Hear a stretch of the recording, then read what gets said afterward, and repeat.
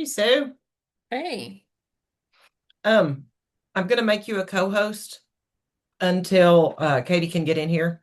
Because I'm trying to get the room started, but otherwise, when I jump out, it Okay. shuts everybody down. So, Okay. So I did join the clinical experience job-alike, right?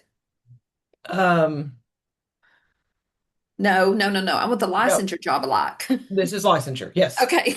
Make sure I'm in the right room. Thank yes, you. you are in licensure.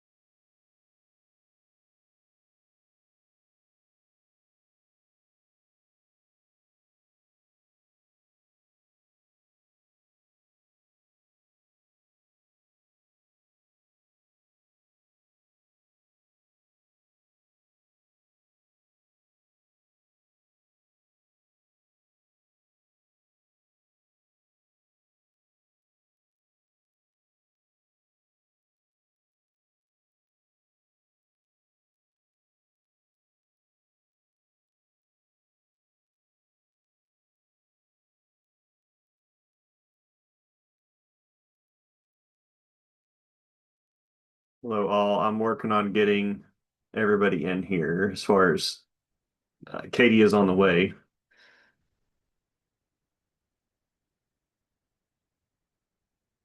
Let's see, we've got to get everybody admitted.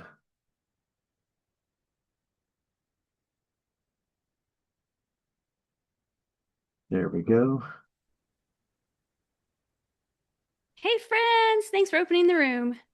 Hey, Katie. All right, I'm going to go ahead and make you, well, actually, you should already be. Okay. You can share screen and everything, Katie, can't you? Let me see. It looks like you Yes, have a hosting. Okay, you yes, have the I can. hosting Yep, rights. So, perfect. all right. Awesome. Thank you so much. I don't Hey, actually. Shane, I'm going to make you co-host just in case someone, if people are coming into the room, if you could just let them in. So that way, if Katie's talking, I'll help her out. Thank you thank so you. much. Welcome. You guys are so great. Well, hello everyone. Welcome to the Certification Officer Job-Alike session. I'm so excited to be facilitating this session today. And Jesse, are you here? I see you on my screen. There you are. I just want to start the meeting by saying out loud how much, from the certification officer perspective, we appreciate your team. Literally, like the turnaround time, like when you put that slide up, the average, like 4 point something days, like I was like, actually, I think it's faster than that. Like you're turning them around really fast, and it's awesome. And it really helps us on the certification officer side because we get way fewer emails. Like, where's my license? So it's just awesome. In fact, I have taken out the email I send to the candidates when I have processed their license or sent it on to you. I've actually taken out all the language that said, there might be a wait and whatever. I don't even say that anymore because there's not a wait, and you guys are awesome. And I just want to make sure everyone hears out loud how awesome you are and how much we appreciate it. So thank Well, you, you guys. yes. Well, thank you so much. And that's all our analyst team. And so they're truly fantastic. So, and obviously all the support you give us, but we always appreciate the love. So, Lots of love to you guys. You're fantastic. And I also want to say out loud, I enjoyed your presentation this morning, and it was kind of nice not to have 1,000 updates. Like you said, I feel like as a group, we're in a good place. And that's really, really good. So that's awesome. So I want to start just by do we have yes. anybody on the call new, who's a new certification officer? If and I don't see you all on my screen. I can only see, a small group. Is there anybody brand new who's just like in that mayonnaise bowl of what am I doing? Is there anybody brand new? Looks like no. We're all old hat around here. Cool. So I'm gonna put a link in the chat. Well, that was not the link. That's me emailing Tacty. I'm gonna put a link in the chat to a Google sheet that I made that just kind of lists all of if you want to join it, like no pressure if you don't want to join it. But it just kind of is where we can all put like what institution we're at and what our email address is and what kinds of programs we have because sometimes it's nice to talk to somebody else who's working through the same issues um, you're working through. At least I know, like for me, I found this to be the most friendly, helpful bunch of people I have ever worked with in my entire life. So, like, if I have a question, I know I can reach out to literally anyone who has like a similar program to mine, and we can talk through the issues. Before we have to escalate and bother Jesse's team because they're super busy. And maybe you appreciate that, So if we can solve it on our own or just work together as a group. So I just went ahead and dropped that in the chat. So if you want to just, kind of join our little mailing list, there's already a mailing list that goes out sometimes, but just kind of a little back channel just for those of us who process licenses day in and day out. Maybe if we just know what each other are doing, if we can talk to each other, that would be amazing. Um, I I don't really have any questions myself. Usually I come to these sessions like loaded up, like I need to know this and this and this and this. Personally, like I feel like seem to be going really well. So I just want to start, open up the floor. And I mean, if you just like everybody wants to unmute, we can just have a conversation. And Jesse is here, and Jesse, we appreciate you being here so much. And let's just fire away. So anybody else that does have a question, now's the time. And I'll just let you know too, along with myself, I know we have Jennifer Kersey, who's our occupational licensure specialist here with us today. And then I also see Erin Glenn from our apprenticeships team. So anything related to any of that, we are more than happy to like talk about it and answer anything you all have, or if there's things you just want to ask each other, that works too. Let's go.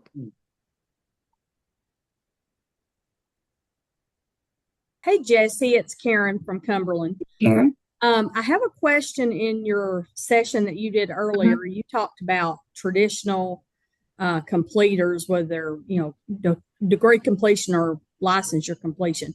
What about Yes. job embedded? When do we consider them a completer? I mean, are they when all is done, including assessments, or it's when their program is finished?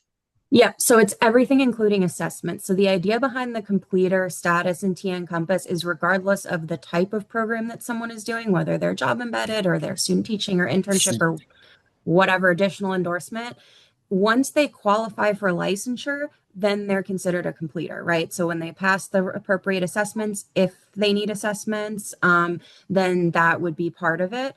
So it's bigger than just finishing the like coursework or the clinical experience. Okay, so we've been marking them, I think in the past, well, we've been marking them as completers when they finish their program, even though they still might have one test remaining. So you're saying we shouldn't do that, right? Yes. Yeah. And so that I know this is not like a policy change by any means. That's always kind of been the way that it was intended to be done. But I know that there's been over the years some like just not probably clear communication from our end, to be honest, about like what that means. But yes, in TN Compass, what it should be is like that person could get a license, right? And that like if you submitted the transaction, they will be licensed because they've met all the requirements. And so that's kind of what that completer status should mean in TN Compass. But after, I guess my question is, we recommended them for a practitioner on the front end because they're job embedded. Correct. And they've taken the required test if they had one, they had to take. They've taken the content. They're teaching. They finished their 36 hours of our MAT. So do we mark them? Do we go back into TN Compass and mark them as completer, even though they may still have one test left? Okay.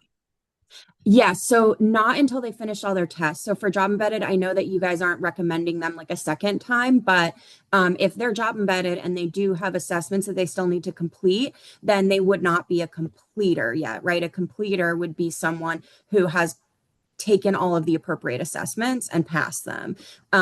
So once they've done for a job embedded person, once they've completed the courses that they need, once they've done their clinical practice hours and taken all the assessments that they need, that is when theoretically you all are marking them as a completer in TN Compass. So we can mark them before the 3 years is coming to a close.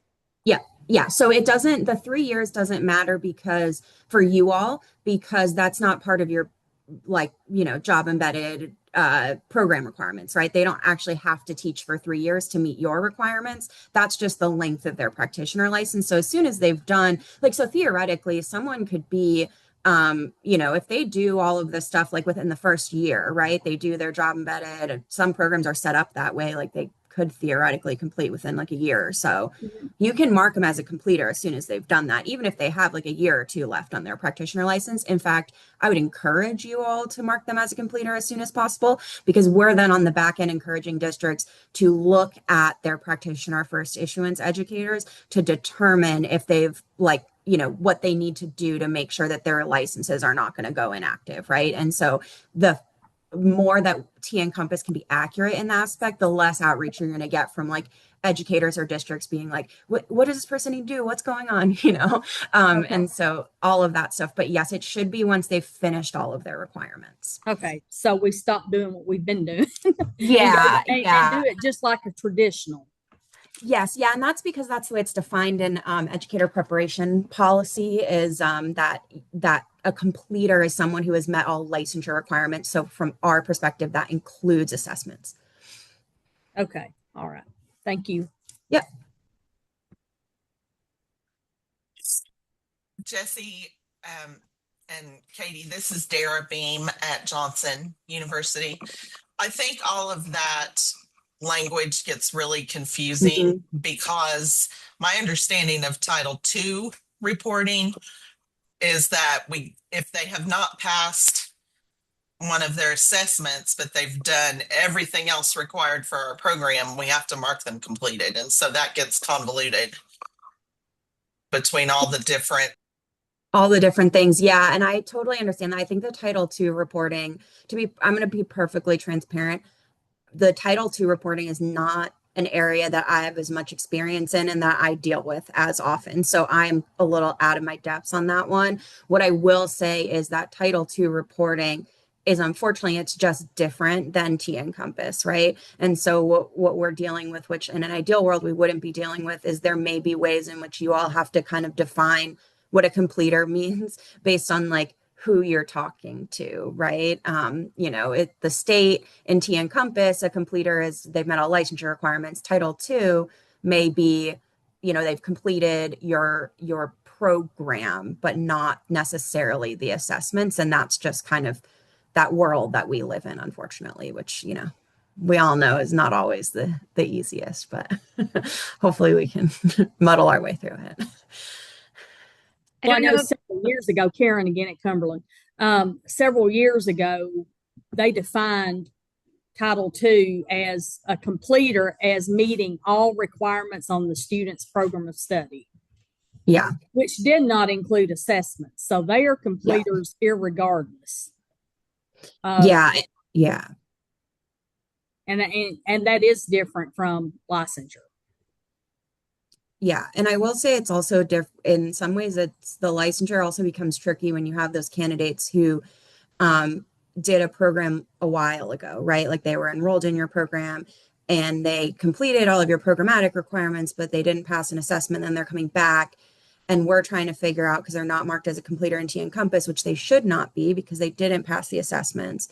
But then we have to figure out, like, does that person need to actually go back and talk to you all about like doing additional programmatic requirements, or is it just that they need to pass assessments?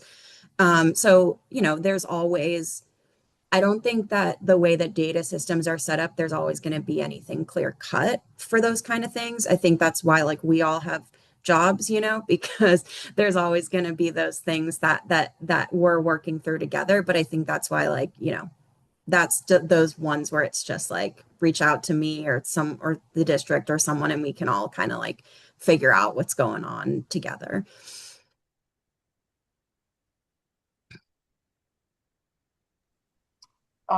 Quick question. I'm from Lemoyne College, coordinator of integrated early childhood, and we are currently going through our process. So will we need to select a certification officer, or does every school have one? Or is that something that we will get more information about once we have fully completed our process? So I actually will maybe defer to some of the other certification officers from the state perspective. We just need someone like kind of designated in TN Compass to like, be able to submit transactions, but whoever your dean is will obviously have access. And then from there, there's some forms that the ed prep team can have you fill out for additional folks to get access. The designation of certification officer is not necessarily a state designation. So I'll kind of defer to the rest of the folks on the call on like how your institutions kind of handle that particular role. Cause I think that's more of a community role than a state designated role. I'll jump in on that one. It's exactly what Jesse said. It's however your institution wants to handle it. I think everybody on this call, though, can tell you that it's a very highly detailed, very full-time kind of a thing. And so I guess I would just recommend having a single person in charge of knowing all the details. So that would probably be best practice for you, is that all those licensure transactions go through one office, because there's a lot to know and there's a lot to keep up with. So I would not distribute that task among your team. I would appoint somebody, and if you want to call them the certification officer, that's the standard language used across, EPPs. But it would be best practice to just have one person in charge of all that. What do other people think?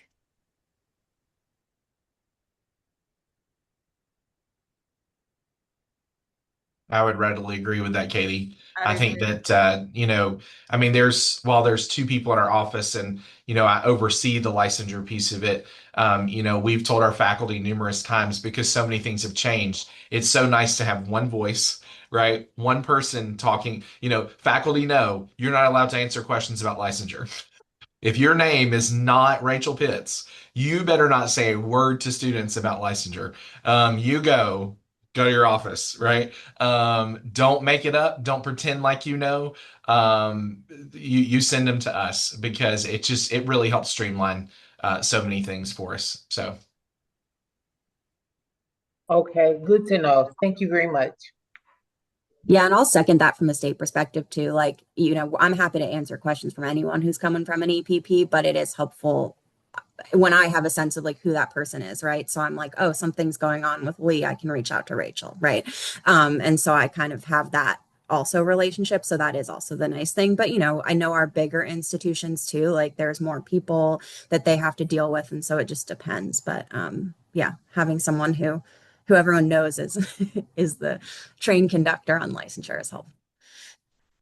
Okay, so I will leave that space open right now on the spreadsheet that was provided until we've kind of further identified who we will use for that. Thank you, though. Absolutely. Yeah.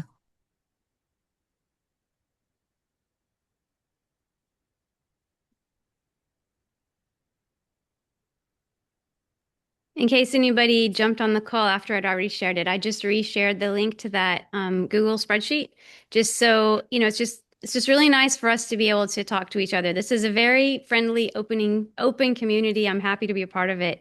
So I just feel like if we have a central source of truth, everyone should have full edit rights to that spreadsheet, and I'll just leave it that way.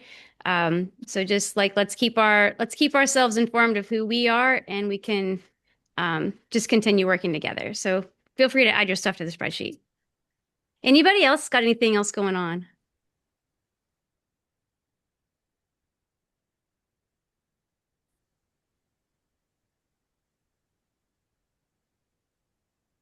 Hey, I do have one other question about this, Karen Cumberland. We have someone who needs to verify that her social is correct in TN Compass because her scores didn't populate. But she says she can't see it. Is that something that's, I mean, should the teacher themselves be able to see that? I believe so. I've never had anyone tell me that they couldn't. I know there's certain like other folks, like I think you all might not be able to see the full social. I can see the full social, but I've never all she can see is the last four. Yeah, there's typically for us, in order to see the full social, there would be like you have to click a button that says like show the full thing, like doesn't automatically show up. So it might just be that she needs to click the button next to it. But if she's not actually able to see her full social, like if she doesn't have that button, let me know and I can look into it. I will just let you all know, and I was just talking to Taylor about this. We have discovered that there is another ETS score reporting issue, and it does not appear that we have gotten any score reports input into TN Compass since the beginning of February. So we are waiting. Our TN Compass vendor is waiting to hear back from ETS. Where I'm very, very, very hopeful that it will just be resolved quickly and we won't really have to worry about it.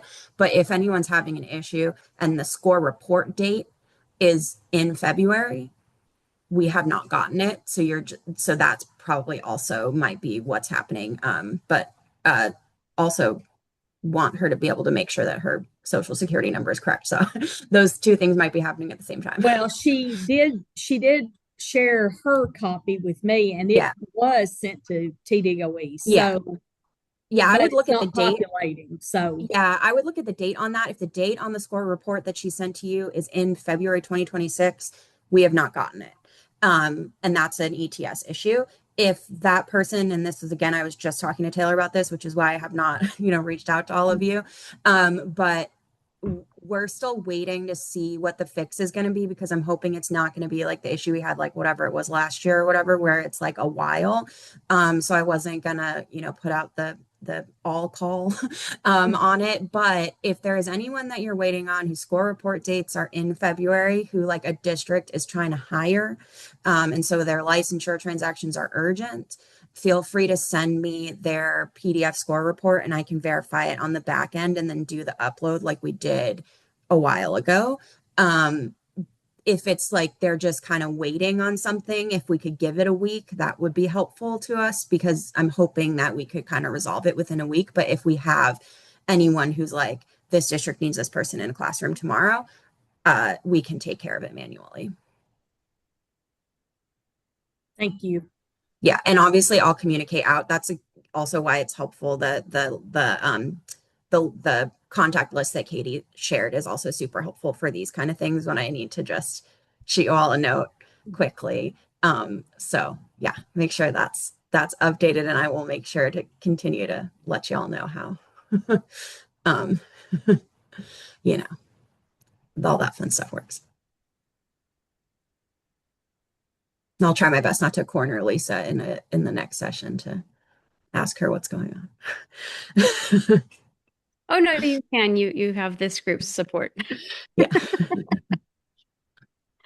And thank you from the group. Like, thank you for all the work that you do to keep us informed and just to keep everything running smoothly from our points of view. I can't say it aloud enough times how much we appreciate the relationship we have with your office, because it just makes our work so much easier.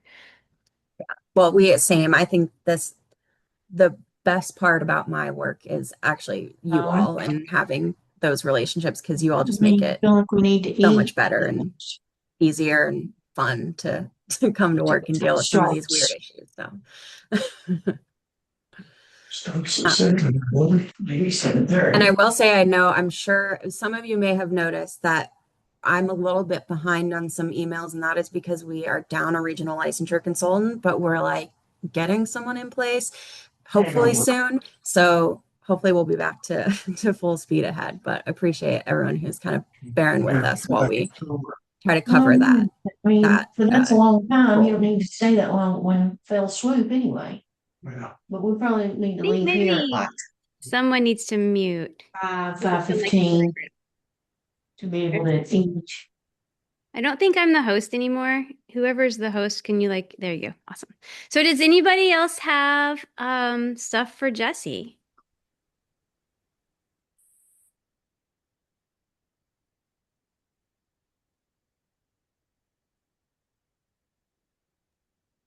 Looks like we're your easy group today, Jesse.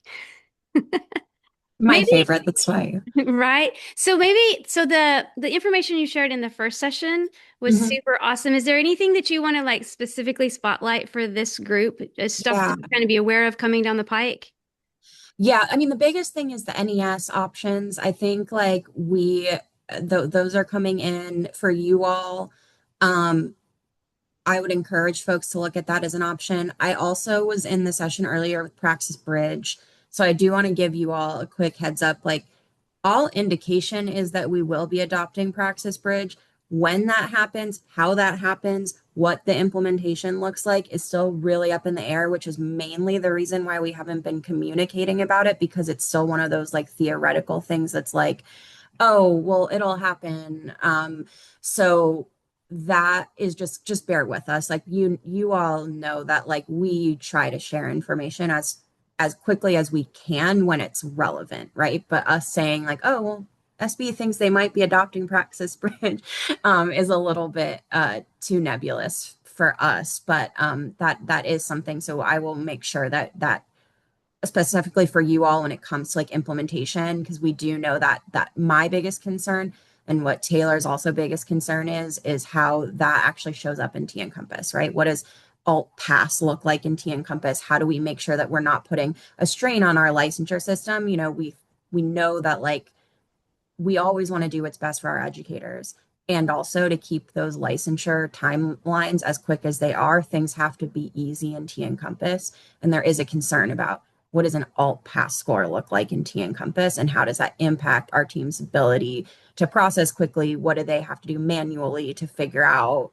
what's going on with a candidate? How many transactions are sent back deficient because someone missed an alt pass? All of that kind of stuff is important to us. So that is kind of the background that we're thinking about when it comes to Praxis Bridge. But I don't know that anyone is kind of generally concerned about the concept of the Praxis Bridge, more so timelines and implementation and things. There's something else that I was thinking about a second ago, and it'll come to me.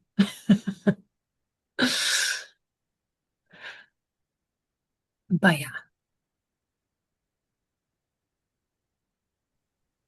Yeah, I don't know. The only other thing I was going to say is we are figuring out, we've done a few years now, we've done a spring training series that's mostly aimed at districts, but we've wanted to try to open it up a little bit to you all.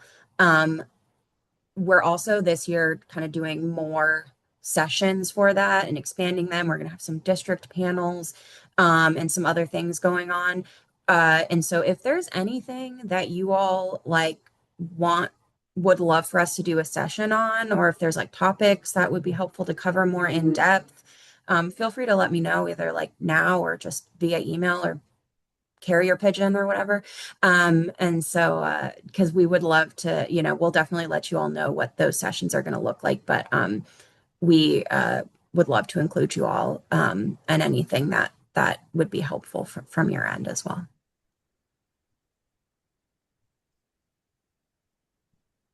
And this is sometimes when you're looking at when a candidate or when a school district calls and they're wanting to hire somebody, and you start looking, and then you have to go back and look at policy, and then we have to email y'all because it doesn't fit what we see in that policy. Looking at 3 different policies, it would be helpful to have a flow chart sometimes. And I know they're always going to be situations that don't fit. But just to have some sort of flow chart that says, if you are a traditional student, then you have to have this, this, and this. If you are a job embedded teacher, this, and this.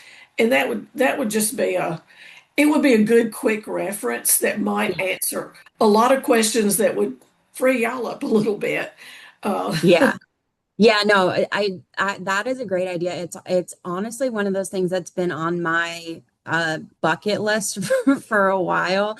But I think you kind of hit the nail on the head. It's a little it's a little more complicated, right, than like any of us want it to be. But I think it's something again to revisit, because I think you're right. And we've been thinking about this in general, like how do you kind of present information in a way that's easy for people to find and reference it, right? Because it can be, I will say, one of the things that we're planning to do during our spring series is doing a workshop that really is on like walking districts through how to find that information in T Encompass, right? That's like examples of, here's a complicated candidate and they have all these things. And I know Jen on my team is here and she does a lot with occupational educators. And she already has a list going of like examples of things where it was like, and I had to look at this, and then I had to look at this thing, and what does that look like? And so that's, I think, related, Jan, to what you were saying is how do we support people in actually understanding what they're looking at? And then the next step of that is how do you quick reference different parts of policy? So both of those things together, I think, are a great idea. And I'll continue to kind of noodle with my team on the best way to do that. Yeah. Even that chart that you all have, this last thing where they can add endorsements with. Oh yeah. That is such a helpful thing because when somebody asks, I mean, I can flip to that and I can say, you need, you're going to have coursework because this is your license right now. So it's just as clear as it can be. Got it. And that's just really helpful. Yeah, absolutely. And honestly, that's helpful to us to understand like what resources we have that are already helpful to you, or like what form of it. Because that's the other thing is like, I feel like, and this is a good group for this, we spend a lot of time, like thinking about how do we present information in a way that's helpful to people, right? Because I've all different people have different minds and different ways of thinking about it. So anytime that you all like have an idea, you're like, hey, this is super helpful. If we could have something similar for X, you know, we have an ongoing list of things to kind of work on. So even if it's not tomorrow, um, super appreciate that feedback. So, you know, just keep it coming. And especially even for your candidates, like things that you're like, this one is super helpful for me to like actually share with candidates, or this is super helpful when I'm talking to a district or whatever it is, so that we can continue to kind of point our energy towards the resources that are actually going to be helpful. Yeah. Well, it's Uh, just kind of one of those things that yeah. like when I started doing this has been about 4 years ago, that I started doing the Mhm. licensure part. But there are things that we've done because we've always done it, Yeah. even though things may have changed at some point, Uh-huh. that we're doing things that we don't have to do anymore, but we still do it just because it's how we've done it. So knowing what to drop off, that what's okay, in having something like that, either a flow chart, checklist, chart, whatever it is, that helps us to know how to ask questions. Yeah. Maybe is this not really required anymore? And I can, I don't always have to come to y'all. I Yeah. might get somebody, one of these other folks in here and say, do y'all do this? And they can say, well, no, we don't have to do that. We haven't had to do that for the last 5 years. Yeah, well, and I think, you know, this is something I'll kick back over to Katie, but I think that's also like a great, you know, we've tried to do more of this with our district, is getting these groups Mhm. of folks together to really talk about like what you all are doing in your own world, right? Because, you know, we can help as much as we want, but sometimes hearing it, like I don't know exactly what's going on in each of your offices and what processes you're following and all of those things. And so it is, you know, these are the kind of groups that it's helpful to share internally, right? Like, how do you all handle different parts of the process? And obviously, we can always be here to, you know, be like, yep, no, that is definitely not required anymore. And that's what's so awesome about this group, actually, is it's just super open, super helpful. And I was thinking while you're talking, Jen, the resource you were just mentioning, the super helpful one, would you drop a link to that in the chat in case there's anyone on this call who doesn't know where to find that? That'd be super cool. And also, I was thinking, and maybe this exists and I haven't seen it yet, Jesse, but what would be helpful, I think, from my office is if there was a department generated, like little short how-to video that was completer Mhm. focused that just Yeah. showed them how to make an account in T Encompass, right? Because we Yeah. used to do that for them, and now they have Yeah. to do it for themselves. And so I do a lot of hand holding, but I'm not able to make a video myself because I Yeah. can't go create a, you know what I mean? So Yes. that would be super helpful. Like just something I could send out to the candidate. Like next step, make a, account in T Encompass, and here's a video from the department showing how to do it.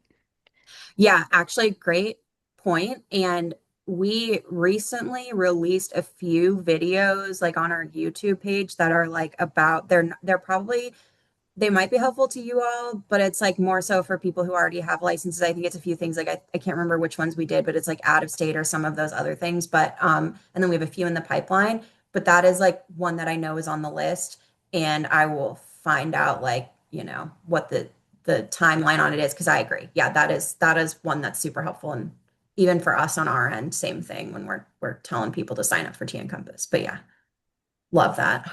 Awesome. Thank you so much. Yeah, tell them this whole group says please fast track that because Yeah. licensure season doth approach. Yes, yeah, that's a good point, and I will look into it and see where we're at.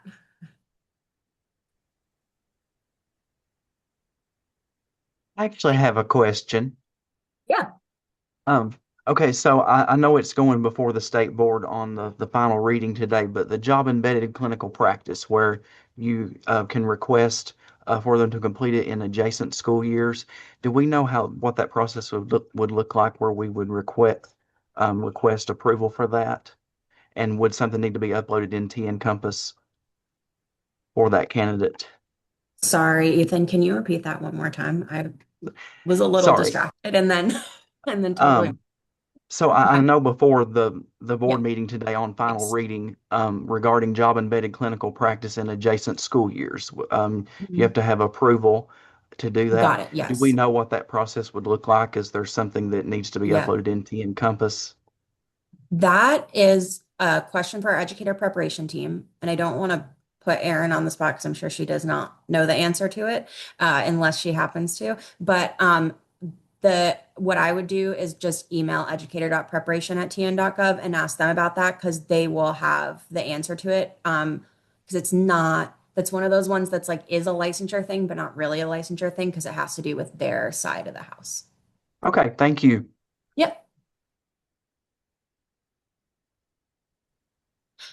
Oh, that's what I was going to say earlier.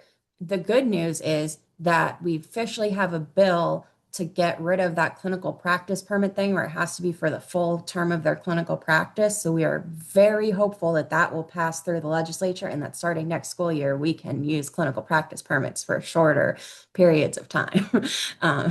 So everyone keep your fingers crossed on that one.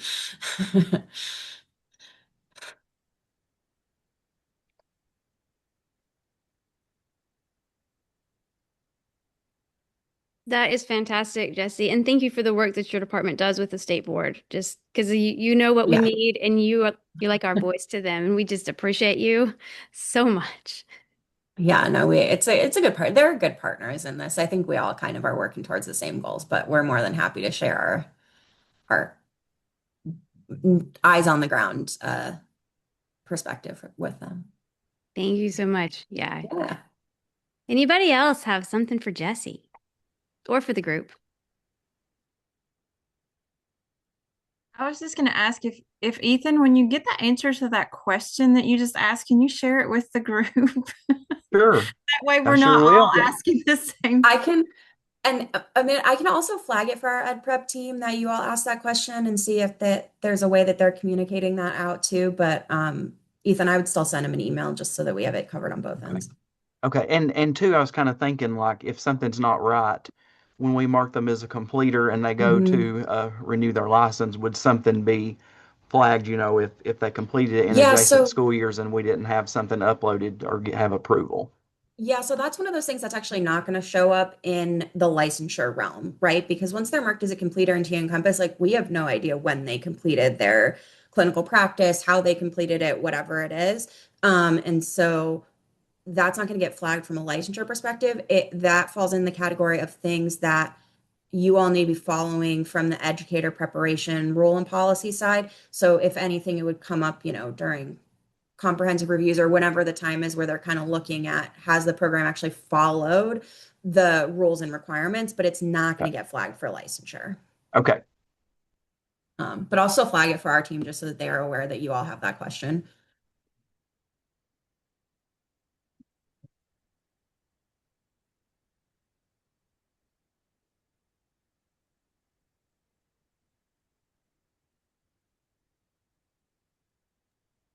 Thank you, Janet. I see you dropped that link in the chat. I appreciate that.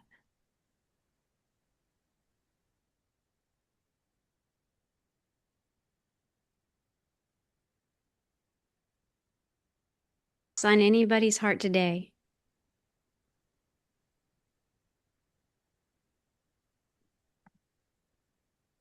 Just excited that it's going to be 70 degrees in Middle Tennessee tomorrow. Yes.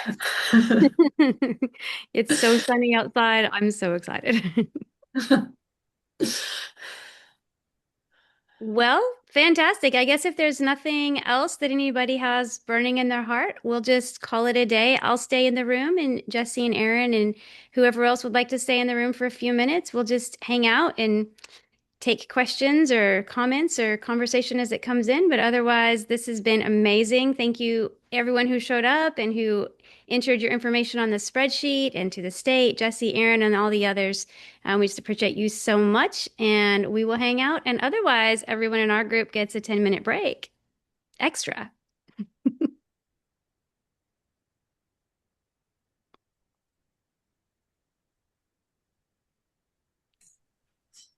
Hey, Jesse, Karen from Cumberland. I did go back to that teacher candidate, and she said her test date was, she took it on January 7th and received the report on February 13th. So would it have fallen into that Correct. Yep. So it's based on report date. So if report date is in February, regardless of when the test was taken, it's in that you know, T So Encompass or likely it's an yes. issue there at ETS. Yeah, yeah. So if she needs a license right now, like there's someone trying to hire her, just send me an email with her PDF score report so I can verify it on our back end, and then we can move forward that way. Yeah, she's job Okay. embedded, and they're trying to they want her hired right now. So perfect. Yep, yep. Go ahead and send me an email, and I'll get it taken care of. all right, thank you. Yep.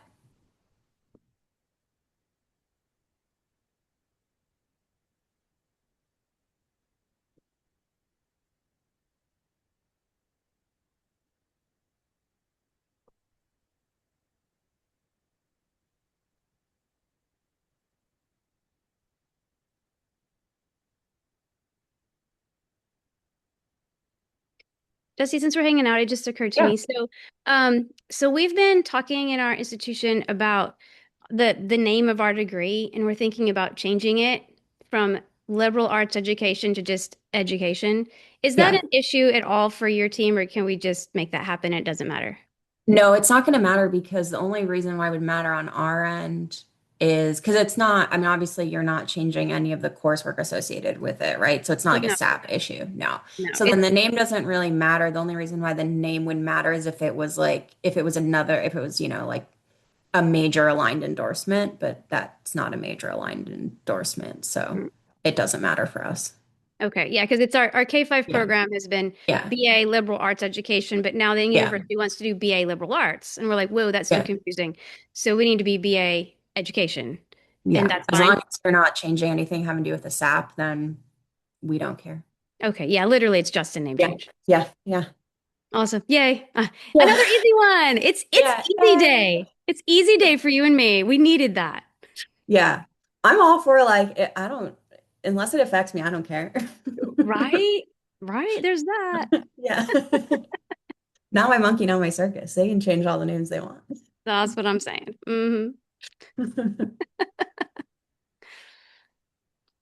Jesse, I had a question. Yeah. If you have a moment. Yeah, what's up? Turn my Of video course. on. I'm still here. Yeah. Yeah. So we had a situation where we marked somebody a completer based on what we thought it meant, but it turns out apparently they're not a completer based on what you've been saying today. Yeah. Can we go back and take that away? You can. I would say like it's not necessarily the most urgent thing in the world. If you would like me to fix that for you, like feel free to send me an email with their name. That's kind of what falls in the category of one of those things like where let's do it moving forward. But there's plenty of people previously who are marked as completer that probably shouldn't have been. And unless it matters deeply to you, I don't know that it's not like a huge mistake. So okay, because in her situation, she finished her 3 years on her job embedded license and still missed a praxis. Yeah. And her license expired. Yeah. And the thing is like that's the kind of case where she's still not going to get like she's still going to have to pass the praxis to reactivate. Like we still look at praxis scores. So it really is more about kind of that data piece, right? Of like when Ed Prep is pulling like the EPP completer data for the report cards and all those things. Like technically since she can't maintain her license, like she's not a completer, right? Like she didn't like fully finish your program enough to maintain her license. But like, so it's that's where I say like it's more of a data management thing. So like moving forward, it's probably best to like think about that when you're marking people as a completer, but we're not going to go back in and like, Okay, so we don't need to go back and retroactively take it away? No, it's fine. If you were saying completer, okay, because you were saying like you mentioned in like the comp review, and I'm like, our comp review is next spring. Yeah, I mean it's really the comp review too. Like I know that there's certain things that they look at, but that is also like a much larger picture. I think what we try to be clear on is like there are things for you all that like there are certain things that like matter for the licensure process. And so we catch them in the licensure process. But then there are a lot of things that are like, in some ways, not entirely like it's like, EPPs have a lot of responsibility to follow rules, even when we're not like looking over your shoulder. Right. And so that kind of is one of those categories of things, but there's also things that are a lot bigger deal, like when it comes to like how you're doing clinical practices, marking someone as a completer in T Encompass when they're technically not a completer is like, as long as they've done your coursework, then like it's not the end of the world. We would prefer there to be good data management, but that's the lowest thing on my list of things to worry about in this moment. Okay. Awesome. Thank you. Speaking of the report card, that just popped a question in my head, and I think you might not be the right person to ask, but See, I'll be dangerous about it. Okay, let's do that. Let's do that. It's easy for us. So, one thing that's a difficulty for our small EPP is that 2-try rule on the past practice within 2 tries. Well, when you only have 2 completers in a given semester, is there any talk about revisiting that at all anywhere? I don't like I haven't heard any. It is like you're right, it's not necessarily a question for me. It would be more of like a Bianca question. But I will say in my conversations, and Aaron may even have some additional context on this, but like my conversations with folks like Bianca and others on Ed Prep do not seem like that's something they're interested in looking at because I mean, and I hear you, I think it's like one of those things where, N size is different across the board. And at the same time, that is sort of important for folks on the Ed Prep team and looking at like what does it mean to kind of prepare folks effectively, right? And so I think it's that challenge, right? Of like how do you hold accountability while also understanding that like it is going to affect a smaller EPP in a way that it might not affect a larger EPP. And so, but again, that's more of a conversation for the Ed Prep team and how they're thinking about that, and also how you weigh different things, right? Obviously, the Ed Prep report card is like it's a lot of numbers, and it's important. But I think there's also like larger conversations about like what does that really mean in practice and how are we actually using that data and what are you looking at in terms of like for comprehensive reviews, right? Like where is the, onus being put? And I'm not gonna lie, I don't know the answer to that question because I'm not involved, but that sort of thing. But we've talked about that same issue, like especially in regards to like our job embedded folks, because we're not responsible for their content knowledge. Like they have to have that praxis, but we didn't have anything to do with that piece of it. So yeah, and I think that piece is interesting to me because I also hear you on that, Amanda, and also in some ways, like there's a world in which you could make the argument that like even though you're not giving them that content knowledge, like it's still part of what you're responsible for, if that makes sense, right? Like it's kind of like we are doing, like they are kind of supposed to come in with some content knowledge, but at the same time, like, I don't know, there's like that weird thing, right? Where it's like the same thing we deal with in K-12, right? Which is like, how much is an individual teacher responsible for like someone's standardized test scores, right? And it's like, well, not fully, but also not zero. And so, you kind of go back and forth on that. But yeah, no, agreed. I think there's a lot of nuance. And I think that's where like some of those conversations with our Ed Prep team are helpful. Because I think they have an understanding of like where that nuance comes in when we're looking at how do you judge people's data. And what does that look like?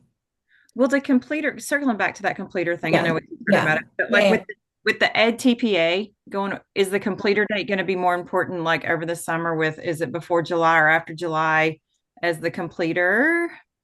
Because it will be required before, but not after. I mean, what shouldn't matter that much because all that matters is when you're applying for licensure for that person, right? The EPP report card data, I believe we pull that in like early fall, if I remember correctly. So like by that time, people should be like, and they just look at completer, like you're looking at like percent, like what's marked as a completer in TN Compass. So like it shouldn't necessarily impact that, but if it does, we can kind of cross that bridge when we get there. But I'm thinking those two things should be sort of different categories of stuff, is my Isn't it just like the licensure transaction has to happen after July 1st? Yes, correct. Yeah. So after July 1st, that is when you can start submitting the licensure transaction. So theoretically, if we're really like cutting hairs or splitting hairs or whatever, you wouldn't mark them as a completer until July 1st because technically prior to July 1st, they would be required to have Ed TPA for licensure. So they wouldn't, in that definition of what a completer is, they would not be a completer until after July 1. But really at that point, we're splitting some amount of hair, right? Okay. Like that's again where it comes back to like, I'm a huge proponent of data. And also we all live in the real world and we have to like know when data, like what is the point of the data? And in this case, the point of the data is to know who's completing our programs. Yeah. And if we know that you're not applying for their license until after July 1, then like they're a completer for all intents and purposes. Right. Yeah. Yeah. Cool. Thank you. Yeah. Awesome. Well, thanks everybody that hung around. It's 1 o'clock, and so I think we're supposed to take a break and show back up in the main room. Oh no, we have lunch, and then we're supposed to show back up in the main room at 1 p.m. Central, which is 2 p.m. is Eastern. That's important to me. And so I just want to say once again, thank you to Jesse and your whole team, and to everybody who stayed on the call, and to Tacti for letting us have these conversations. This is really super helpful for everybody. And yay. Thanks so much, and everybody have a great day. Bye.